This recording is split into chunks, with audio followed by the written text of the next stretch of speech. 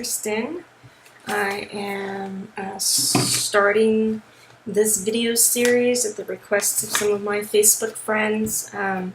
Most of them know me as a patient advocate, which ironically enough, I've had to use several myself, and my cardiologist inspired me to do just that, and so ever since 2009 I have been a patient advocate.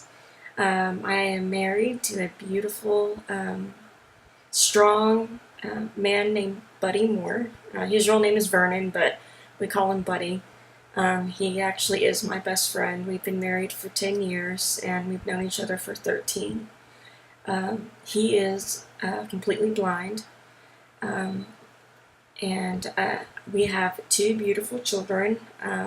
One who's a 2-year-old named Keegan, and the oldest is 9, named Alex. Keegan was not expected because I had gone through some chemotherapy treatments for systemic lupus, or chemo-like treatments for systemic lupus. So usually that does not yield increased fertility results later. And because of systemic lupus, I was also unable to use standard birth control pills, which we were fine with. We were faced with needing to make a permanent birth control decision prior to restarting treatment, and we chose to try to have at least one more child before closing baby factory. And we were blessed by Keegan. Perfectly healthy, 8.7 pound boy. My first was 9 pounds 2 ounces. So both kids made quite an entrance. We have 2 German Shepherds, Artemis and Apollo. We live in the Denton area, North Texas, close to UNT. I work full-time as an IT analyst, support desk.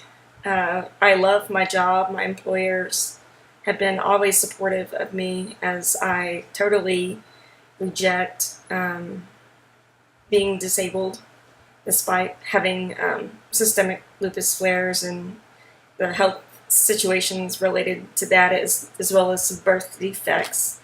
Because this is my video, and I understand that there's going to be some people that don't know me that may watch it, I will just quickly explain some of this.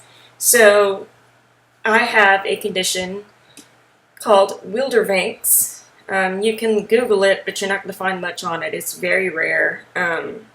It's similar to Goldenhar, only Goldenhar has certain types of cysts, like dermoid cysts and that sort of thing, which I do not have.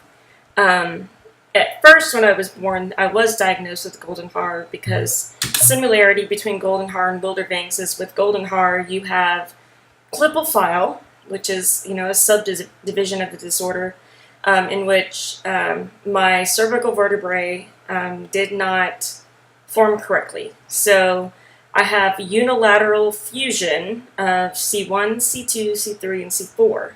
And unilateral meaning on one side. So this is why my head is tilted. My body tried to compensate for that. The body adapts. So as a result of the 50-degree curve in my neck, I have a 28-degree or 32-degree, I can't remember which one, in my thoracic spine. My thoracic spine, the apex or the stress point at T6, T7 gets a lot of brunt. And then there is some scoliosis as well in my lumbar spine, though my lumbar spine seems to be doing pretty good, all things considered. Especially with my weight bouncing around, needing prednisone treatment. I've had sometimes high doses of prednisone treatment, and my weight will shoot up real quick with that. Thankfully, I have refused to ever go on a prednisone treatment again. Somebody's going to have to give me a really good reason, just because of the side effects and the way out, the way go beyond. My lupus doesn't. I don't have the kind of lupus that some people have that affects their Kidneys, mine primarily gives me vasculitis or inflammation in my vascular system. Some people call, I also have joint involvement, so my joints will often be very stiff, swollen, and rigid in the mornings, or after any period of not moving.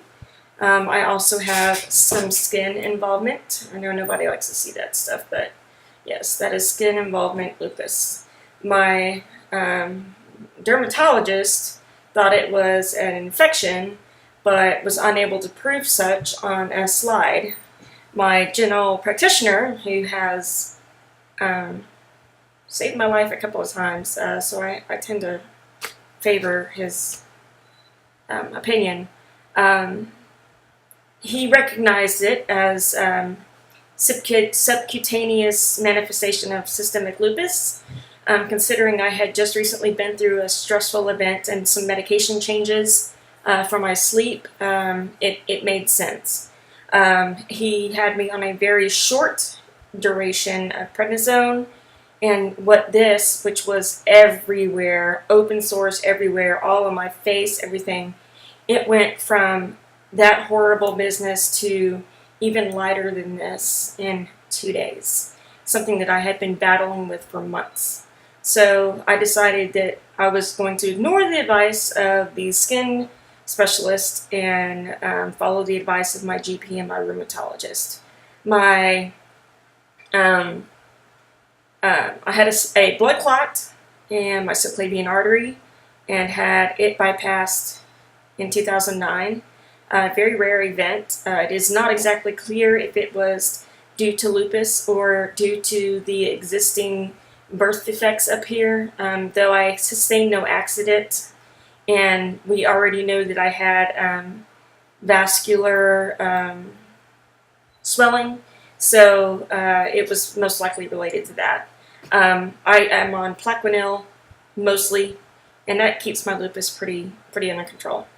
So the ear was part of the Wildervanks. It just, when it was born, I was born with my hand up here, so this did not form correctly. I do not have any hearing in this ear, and you may notice, other than the fact that I'm really nearsighted, but you know, and it's embarrassing for me, but when I look, I am missing the 6th cranial nerve, so my eyes do not track normally. So it might look like either I'm blind in one eye, or when I'm talking to somebody, sometimes it looks like I'm looking somewhere else or not paying attention to them, and that's not the case at all. I have a lazy eye, and it's whatever eye I'm not using at the time.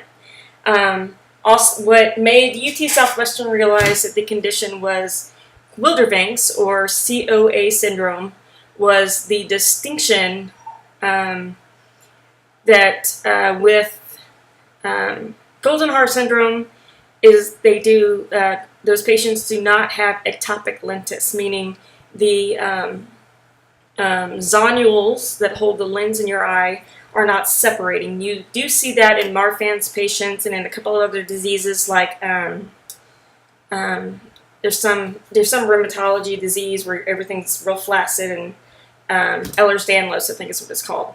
But I don't have those. The zonules in this eye have been separating since I was 12.